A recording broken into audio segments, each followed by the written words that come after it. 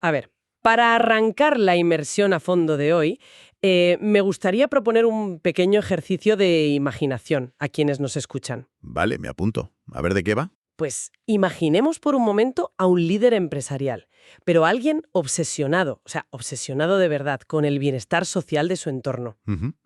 Alguien que prioriza la flexibilidad laboral por encima de todo, que considera que el servicio postventa es, digamos, el pilar central de su negocio y que pone la satisfacción del empleado, fíjate, muy por encima de la productividad pura y dura. Claro, es que sí, uno analiza esa descripción desde la óptica actual, la mente se te va directamente a una imagen súper concreta. Y muy contemporánea, además. Totalmente. O sea, suena a la descripción perfecta del fundador de una startup moderna de Silicon Valley, ¿verdad? Exacto. El clásico directivo dando conferencias, en zapatillas deportivas, hablando de la cultura del bienestar corporativo, con oficinas llenas de mesas de ping-pong, comida gratis y todo eso. Eso es, eso es.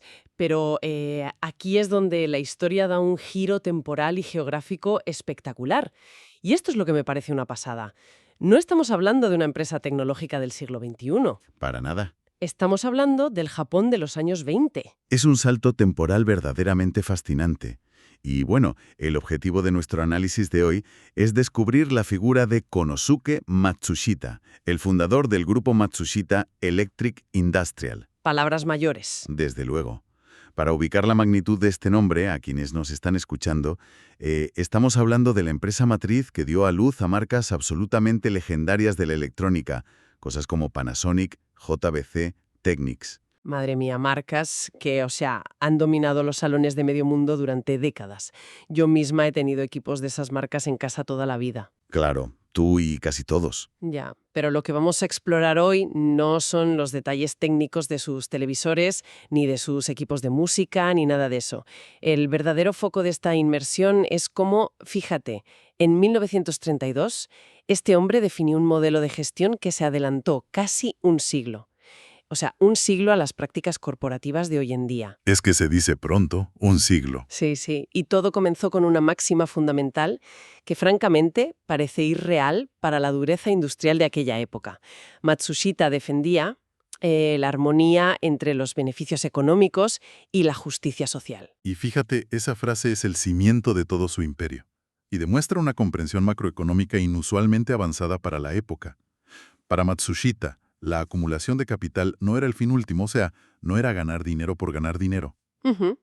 Él creía que el dinero tenía que regresar al mercado en forma de salarios justos, y ojo, no lo planteaba desde una perspectiva de simple caridad corporativa o buenismo. Claro, no era ser bueno por ser bueno. Exacto, era una estrategia de supervivencia y crecimiento pura y dura.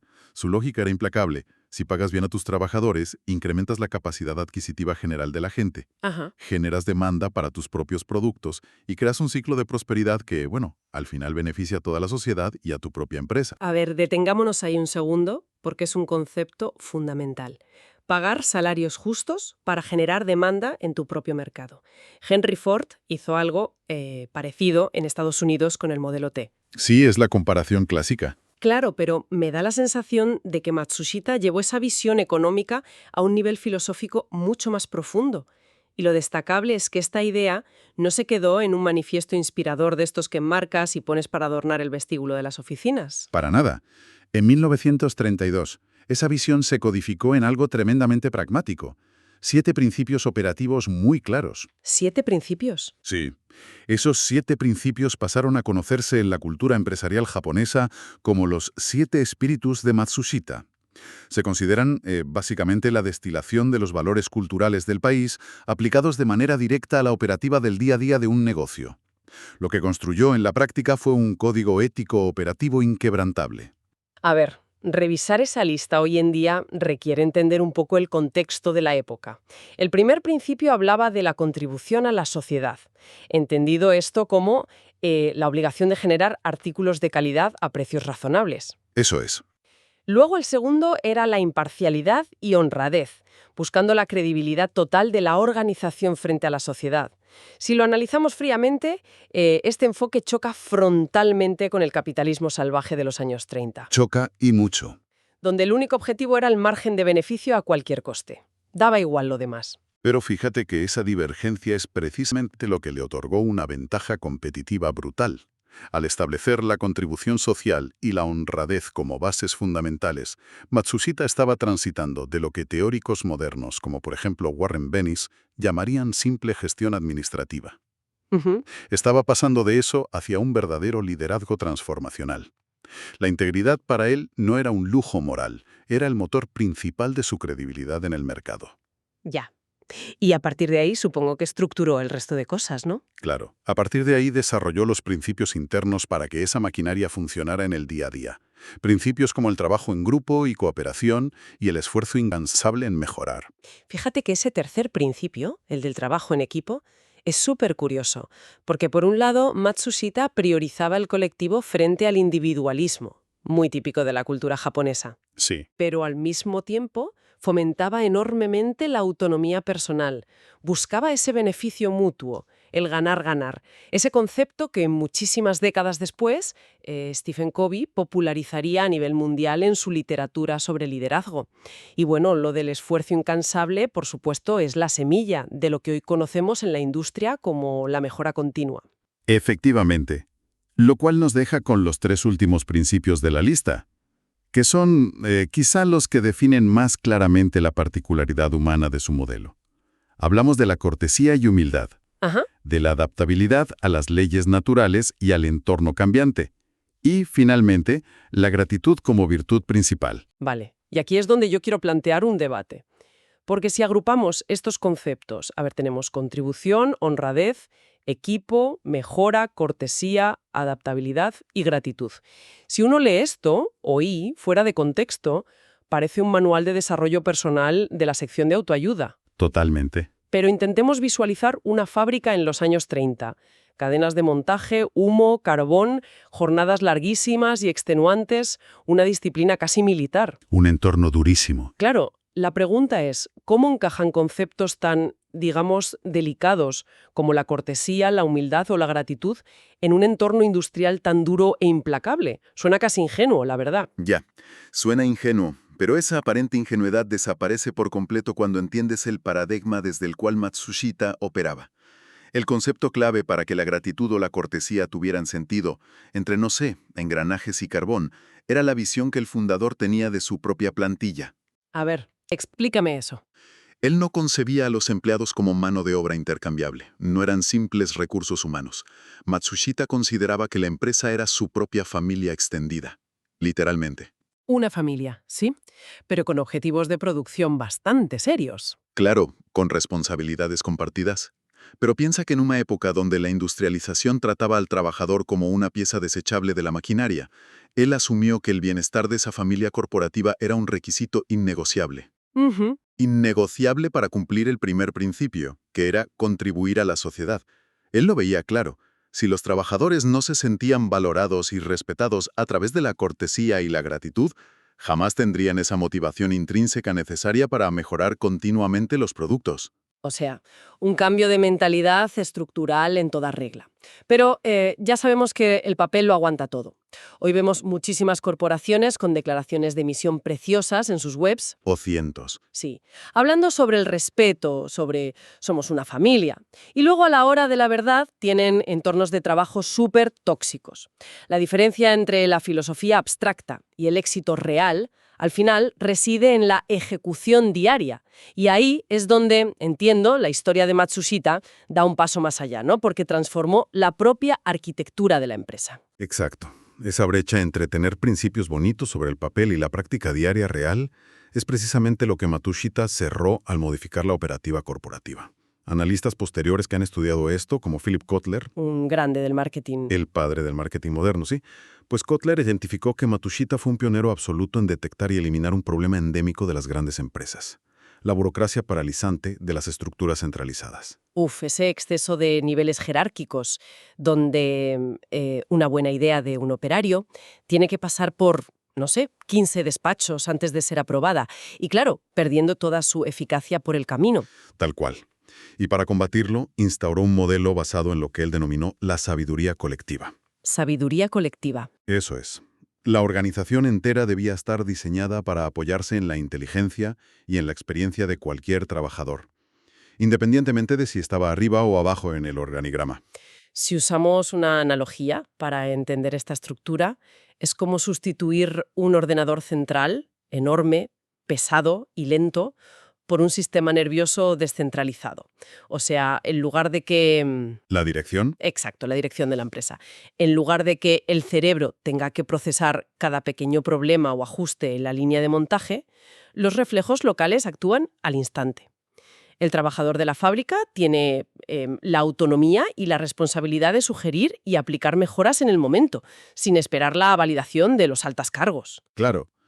Pero ese sistema nervioso descentralizado requería fomentar una escucha activa radical. Implicaba empoderar de verdad al personal base para que asumiera riesgos calculados y mantuviera una mente crítica. Años más tarde, Peter Drucker, Otro gigante de la gestión. el gran arquitecto del management moderno, ni más ni menos. Pues Drucker defendería exactamente este enfoque organizativo, y Matsushita ya lo estaba ejecutando con una precisión clínica en los años 30 y 40. O sea, adelantado a su tiempo. Y todo esto nos lleva a un giro estratégico que, a día de hoy, sigue resultando revolucionario, porque pusieron al cliente en el centro de todas las decisiones, innovando en técnicas de fidelización en una época en la que, como decíamos antes con Kotler, el marketing apenas existía como disciplina formal. Ni se enseñaba en las universidades, vamos, claro.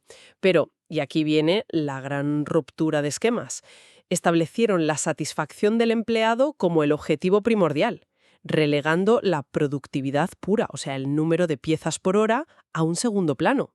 Lo cual obligaba a la dirección a confiar a ciegas en que una plantilla satisfecha generaría por defecto una mayor eficiencia y mejores productos a largo plazo. A ver, espera, porque aquí es donde la lógica financiera tradicional de la vieja escuela haría saltar todas las alarmas. Planteemos el escenario adverso, ¿vale? Venga, Si descentralizas el poder, si le das voz a todo el mundo con esa sabiduría colectiva y encima pones la felicidad del trabajador por encima de los indicadores de productividad a corto plazo, la teoría clásica de los negocios te diría que la empresa se va a volver caótica, súper lenta en sus decisiones ejecutivas y a la larga menos rentable. sí, es lo que te dirían hoy en muchas escuelas de negocios. Claro, suena a un experimento utópico, muy precioso, pero que se hundiría en el momento en que los ingresos bajaran. Por eso necesito entender cómo se sostenía esto financieramente cuando el mercado dejaba de ser favorable, porque no todo es de color de rosa siempre. Desde luego que no. Y fíjate que es la objeción natural que cualquier junta de accionistas plantearía ante un modelo así. Y, afortunadamente, para nuestro análisis, la historia no nos obliga a especular sobre qué pasaría, porque la realidad nos proporcionó el escenario de estrés más extremo imaginable para probar esta filosofía. Hablamos nada más y nada menos que de la Gran Depresión de 1929, el mayor colapso económico de la historia contemporánea. Madre mía, el momento en el que el comercio mundial se congeló por completo y las empresas quebraban en cadena literalmente de la noche a la mañana. Exactamente. Ese fue el instante crítico en el que el modelo de Matsushita tuvo que demostrar si sus principios eran solo, buenas intenciones para tiempos de bonanza, o si realmente era un sistema resiliente a prueba de bombas. Pongamos los datos sobre la mesa. Durante el pico absoluto de la crisis, cuando las ventas en todo el mundo cayeron en picado, la organización de Matsushita contaba con 477 trabajadores. El número de despidos ejecutados para cuadrar las cuentas en ese momento fue exactamente 0. Cero. Cero despidos. 0. Vale. Voy a adoptar el papel del inversor implacable de 1929. Mantener a 477 personas en nómina cuando no hay ingresos y los almacenes están llenos de productos que nadie, absolutamente nadie te compra, no es compasión corporativa, es suicidio financiero directo. Visto desde fuera, totalmente. O sea, si yo invierto mi dinero ahí, en ese momento exigiría la destitución inmediata del fundador por pura irresponsabilidad. ¿Cómo evitó la bancarrota al mantener unos costes laborales tan sumamente altos? Pues porque no se limitó a pagarles por quedarse en casa sin hacer nada. Aplicó una solución brillante basada precisamente en sus principios de adaptabilidad y trabajo en equipo. A ver, cuéntame. El mecanismo que ideó y utilizó fue el siguiente. Redujo la producción de las fábricas a la mitad. Lógico, para no seguir acumulando un inventario que era invendible en ese momento. Sin embargo, mantuvo los salarios de toda la plantilla, de los 477 al 100%. ¡Wow! Pero a cambio, pidió a todos esos operarios de fábrica, que ahora tenían las tardes libres, que salieran a la calle y se reconvirtieran temporalmente en vendedores puerta a puerta, para dar salida al stock que tenían acumulado. Eso es fascinante. Es decir, en lugar de despedir y descartar el talento, lo reubicas temporalmente donde el negocio más lo necesita de forma urgente. Exacto. O sea, en lugar de tener máquinas paradas y gente en las colas del paro, creas una fuerza de ventas improvisada y masiva, apelando directamente al sentido de supervivencia de esa familia corporativa que habían construido durante los años buenos. Efectivamente. A este concepto de movilización integral frente a la crisis, Matsushita lo denominó el acto útil, y la filosofía detrás de esto consistía en despojar a la empresa de todas las apariencias formales y centrarse exclusivamente en la realidad operativa. En lo que hace falta hacer ya. La clásica parálisis por análisis corporativa, el acto útil fomentaba la circulación constante de ideas y personas. Piénsalo, un ingeniero brillante o un trabajador súper especializado de la línea de montaje, que de repente tiene que patear la calle y vender el producto cara a cara con el cliente en plena crisis. Claro, el feedback que recibe es brutal. Totalmente. Adquiere una información valiosísima y directa sobre lo que el mercado realmente necesita, sobre las quejas del cliente, sobre qué funciona y qué no. Rompieron los silos departamentales, pero por pura necesidad de supervivencia. O sea, si comparamos esta estrategia con el comportamiento tan habitual en las crisis corporativas modernas, donde la primera medida casi automática suele ser el recorte masivo de personas, El famoso ERE. claro, anunciar despidos del 10 o del 20% de la plantilla mundial, simplemente para calmar a los mercados y proteger el dividendo inmediato de los accionistas. Pero al hacer eso, la empresa se amputa a sí misma, pierde músculo. Matsushita demostró con esto que la retención del talento y la compasión no eran una debilidad, ¿sabes? Eran la ventaja competitiva más agresiva que podía desplegar en ese momento. Y los resultados a medio plazo avalan rotundamente esa afirmación. Al mantener a su gente unida frente a la adversidad, conservó intacto el conocimiento técnico de la empresa, afianzó una lealtad inquebrantable, claro, y mantuvo intacta la capacidad de innovación para el futuro. Porque la crisis pasó. Claro. Cuando la economía empezó a mostrar ligeros signos de recuperación, unos 2 años después, la competencia estaba fragmentada, débil y perdiendo el tiempo intentando volver a contratar talento que habían despedido. Matsushita, en cambio, tenía un equipo súper cohesionado, entrenado y profundamente agradecido. Con los motores en marcha. A pleno rendimiento. En 1931 no solo habían sobrevivido al colapso, sino que habían aumentado sus patentes, desarrollado nuevos productos y casi duplicado la plantilla, pasando de aquellos 477 trabajadores a 886. ¡Qué barbaridad! Crecer de esa manera en medio de la resaca de la peor crisis del siglo demuestra sin lugar a dudas que la armonía entre beneficio y justicia social no era una paradoja buenista, sino una ecuación funcional y muy rentable. Una ecuación que operaba tanto en las decisiones macro, a gran escala, como retener a cientos de empleados, como en las interacciones individuales más pequeñas y sutiles. Y esto nos lleva a hablar de la coherencia personal del personaje. Porque el liderazgo real, el auténtico, se mide en la distancia corta. Totalmente de acuerdo. Por eso quiero aterrizar esta historia corporativa tan inmensa en un plano más íntimo, de microliderazgo. A menudo, cuando analizamos a estos grandes fundadores históricos, tendemos a convertirlos en, figuras casi mitológicas que dictan dogmas desde la cima de un rascacielos. Sí, los deshumanizamos un poco. Exacto. Pero la grandeza de Matsushita residía precisamente en cómo practicaba sus propios principios en situaciones súper cotidianas e intrascendentes, incluso en la última etapa de su vida. Te refieres al famoso incidente del restaurante en 1975, ¿verdad? A ese mismo. Es, desde la perspectiva del comportamiento organizativo, la mejor ilustración práctica de su filosofía de respeto y empatía que existe. Pues vamos a ponernos en situación para visualizar el momento. Año 1975. Konosuke Matsushita tiene ya 80 años. Ya no es aquel joven emprendedor de los años 20. Es una leyenda viva de la industria reverenciado en todo Japón y a nivel mundial. Un día organiza un almuerzo de negocios e invita a uno de sus colaboradores de máxima confianza, el señor Morisama Ogawa, junto con un pequeño grupo de personas.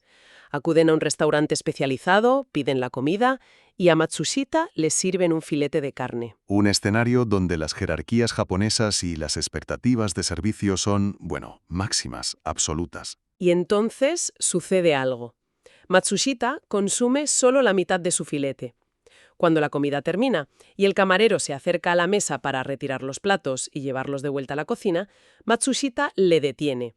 Y con total seriedad le exige que haga venir al chef a la mesa de manera inmediata. Las dinámicas de poder en ese preciso momento son aplastantes. Piensa que si eres el chef en la cocina y de repente te comunican que el fundador de un imperio multinacional, que es uno de los hombres más respetados de todo el país, ha devuelto la mitad de su plato a la cocina y encima exige verte en persona.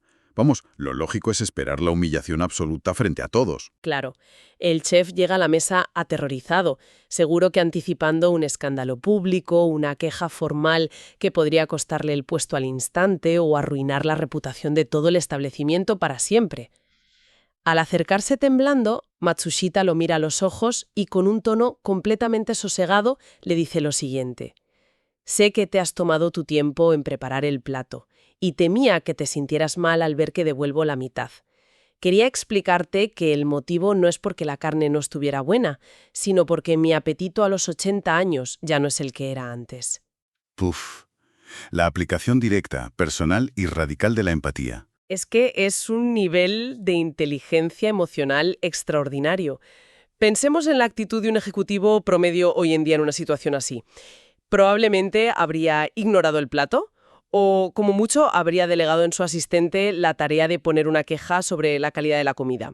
Sin embargo, Matsushita detuvo una comida de negocios importantísima para aplicar de manera consciente el principio número 5 de su filosofía, la cortesía y la humildad, y el principio número 7, la gratitud, y lo hizo con un único objetivo: proteger el orgullo profesional y la dignidad de un cocinero completamente anónimo. Y es que esa anécdota, aunque parezca pequeñita, encapsula por qué su modelo lograba la lealtad que lograba. Para él, la cortesía no era una estrategia de relaciones públicas forzada, era su estado natural. El respeto que mostró hacia el chef del restaurante es exactamente el mismo respeto con el que trataba a un ingeniero de patentes estrella o a un operario raso de almacén. Al operar siempre desde un liderazgo genuinamente respetuoso y no desde la autoridad coercitiva o el miedo, consiguió imprimir esa misma actitud en toda su jerarquía corporativa, de arriba a abajo. Fue, como señalan muchísimos analistas modernos, un liderazgo propio del siglo XXI, pero ejecutado magistralmente en pleno siglo XX. Claro. Y visto así, se entiende entonces cómo alguien con esa sensibilidad podía considerar el servicio postventa no como un molesto centro de costes, sino como la parte más importante del ciclo de negocio, o cómo concebía a los proveedores y distribuidores de la cadena como socios estratégicos a largo plazo, buscando su beneficio tanto como el beneficio propio. Es la congruencia absoluta de su persona. El mismo hombre capaz de movilizar a una fábrica entera mediante el concepto del acto útil para evitar el colapso económico en 1929. Es exactamente el mismo anciano preocupado por herir los sentimientos de un cocinero medio siglo después. Una trayectoria inmensa y, francamente, llena de lecciones que son 100% aplicables hoy mismo. Para ir sintetizando esta inmersión a fondo, ¿cómo resumirías el núcleo de todo este aprendizaje que hemos recorrido? Bueno, yo creo que la síntesis más precisa y poderosa proviene del propio fundador. El axioma fundamental sobre el que construyó todo este enorme ecosistema era muy directo. El éxito de cualquier empresa viene determinado por la gente que trabaja en ella. Muy cierto. Suena a frase hecha hoy en día, lo sé, pero la profundidad estructural con la que él lo implementó rara vez se ha vuelto a ver en la industria. Y frente a los problemas o las crisis económicas que pudieran surgir, su enfoque pragmático se resumía en una de sus frases más célebres, que a mí me encanta: cuando llueva, abra un paraguas. Me encanta. Adaptabilidad y acción directa. En lugar de ponerte a buscar culpables por la tormenta o de quedarte quejándote de la humedad, despliega medidas útiles de inmediato. Es básicamente el acto útil en su mínima expresión. Bueno, llegados a este punto de la inmersión, es fundamental y de justicia revelar la fuente que nos ha permitido diseccionar esta apasionante historia hoy. Toda esta arquitectura conceptual que hemos comentado, desde los datos concretos de la Gran Depresión hasta el desglose de los 7 principios operativos, proviene del excelente trabajo analítico de Daniel Blanco. Sí, un destacado consultor y experto en áreas de calidad, estrategia y liderazgo, cuyo análisis exhaustivo de este tema nos ha servido hoy como mapa de navegación para entender verdaderamente la compleja operativa de Matsushita. Exacto. Por eso, la recomendación principal para quienes nos escuchan hoy y buscan profundizar en la gestión avanzada de organizaciones es sin duda visitar su plataforma. En su blog se encuentra el artículo original que inspira esta inmersión de hoy, además de una gran cantidad de contenido analítico de altísimo valor que merece la pena. La dirección es dbcalidad.blogspot.com. Repetimos, dbcalidad.blogspot.com, un espacio imprescindible para entender de verdad los engranajes de un liderazgo que sea humano y a la vez eficaz. Una lectura absolutamente obligada, sin duda alguna. Y bueno, para cerrar este análisis por mi parte, me gustaría dejar sobre la mesa una última reflexión, una perspectiva diferente para la audiencia. Hemos comprobado hoy cómo en 1932, saliendo de una revolución industrial durísima y atravesando el peor colapso económico mundial, un líder logró edificar un imperio global, apoyándose en un código ético basado en la cortesía, la contribución social y la gratitud. Y, lo más importante, funcionó. Fue inmensamente rentable. Los números de la historia lo demuestran. Sabiendo esto que acabamos de ver, cabría preguntarse seriamente sobre nuestro futuro más inmediato. Ahora que las grandes corporaciones invierten, miles de millones en desarrollar modelos de inteligencia artificial súper complejos para la gestión y la optimización de procesos corporativos, ¿qué pasaría si, en lugar de entrenar a estos potentes algoritmos únicamente con la variable matemática de maximizar el beneficio financiero a corto plazo, los programáramos integrando en su núcleo base los 7 principios operativos de Matsushita? Quizá la próxima gran disrupción tecnológica y corporativa no requiera descubrir un nuevo modelo económico hipercomplejo, sino simplemente enseñar a la tecnología a liderar con el viejo código ético de la humildad, la empatía y la responsabilidad social. Fíjate, una idea que desafía completamente la dirección hacia donde estamos dirigiendo la innovación actual. Un cambio de chip necesario, yo creo. Y con esa excelente reflexión damos por concluida la conversación de hoy. Muchísimas gracias a todos. Hasta la próxima inmersión a fondo.